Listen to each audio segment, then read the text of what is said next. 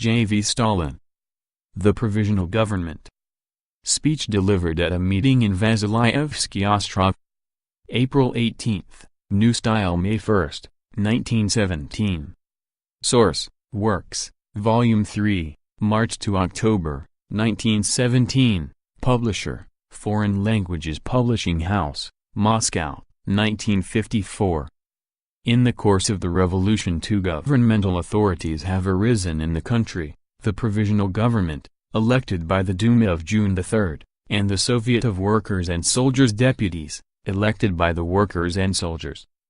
The relations between these two authorities are becoming increasingly strained. The former cooperation between them is coming to an end, and it would be criminal on our part to gloss over this fact.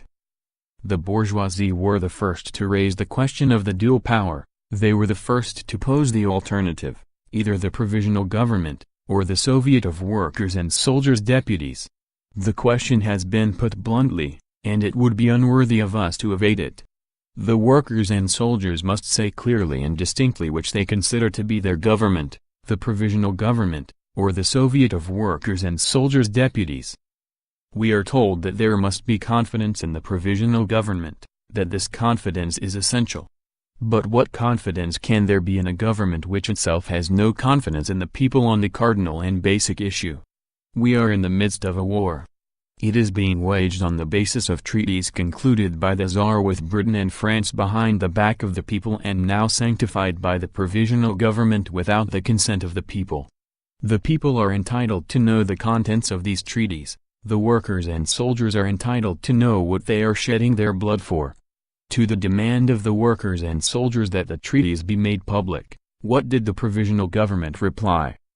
It declared that the treaties remained in force. And it did not publish the treaties, and doesn't intend to publish them. Is it not obvious that the Provisional Government is concealing the real aims of the war from the people, and that, by concealing them, it is stubbornly refusing to put its confidence in the people? What confidence can the workers and peasants have in a Provisional Government which itself has no confidence in them on the cardinal and basic issue? We are told that the Provisional Government must be supported, that such support is essential. But judge for yourselves: can we, in a period of revolution, support a government which has been hindering the revolution from its very inception? So far, the situation has been one in which the revolutionary initiative and democratic measures emanated from the Soviet of Workers and Soldiers Deputies, and from it alone. The Provisional Government held back and resisted, and only afterwards agreed with the Soviet, and then only partially and verbally, while in practice creating obstacles. Such has been the situation so far. But how is it possible, at the height of revolution, to support a government which gets in the way of the revolution and pulls it back? Would it not be better to demand that the Provisional Government should not hinder the Soviet of Workers and Soldiers Deputies in the work of further democratizing the country? The forces of counter-revolution are mobilizing in the land.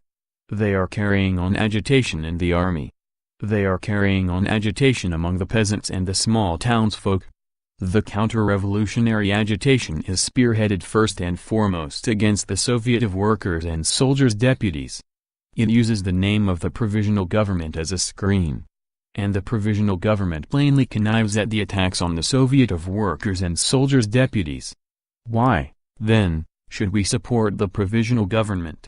Not for its connivance at counter-revolutionary agitation, surely. An agrarian movement has begun in Russia. The peasants are seeking on their own authority to plow the land left untilled by the landlords. If that is not done, the country may find itself on the verge of famine.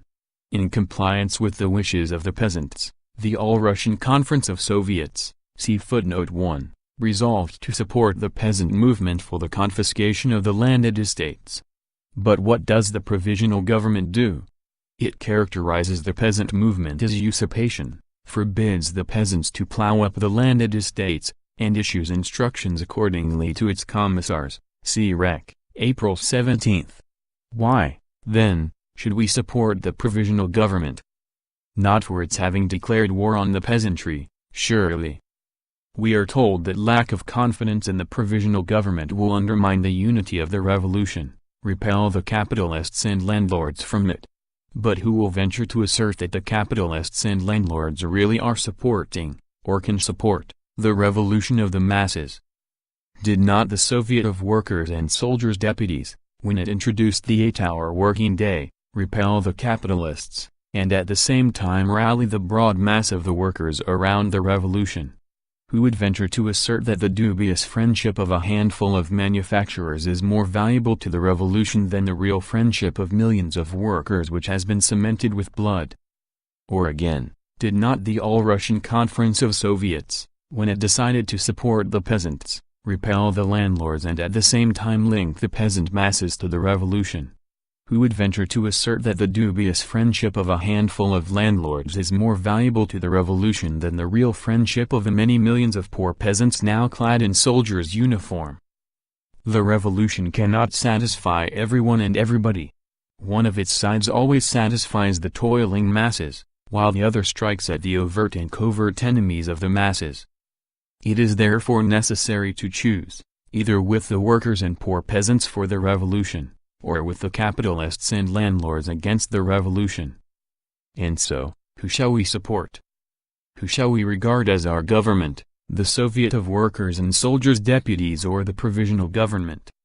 Clearly, the workers and soldiers can support only the Soviet of Workers' and Soldiers' Deputies which they themselves elected.